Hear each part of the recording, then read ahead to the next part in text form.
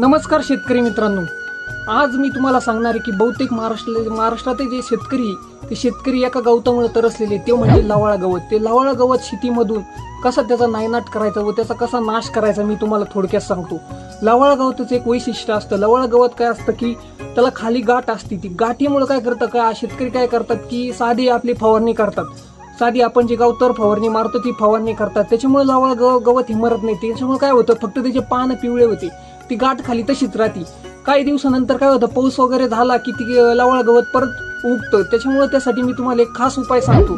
तुम्ही धानुका कंपनीचा सॅम्परा वापरू शकता. धानुका कंपनीचा सॅम्परा ही 3.5 ग्रॅमची पुडी असती. ती 3.5 ग्रॅमची पुडी तुम्ही 15 लिटरच्या पंपामध्ये टाकून ते पूर्ण वावरात जिथं जिथं लावळ आहे तिथं मारू शकता. ती सॅम्परा नावाचं औषध हे तुमचं मकामध्ये चालतं आणि ऊसामध्ये चालतं. ह्या दोन पिकामध्येच तुम्ही ते वापरू शकता. इतर कोणत्या पण पिकामध्ये तुम्ही ते वापरू शकत नाही. लवाळा हा तुमचा 100% गायब होणार आणि लवाळ्यावर तुम्हाला 100% रिझल्ट दिसायला चालू होणार.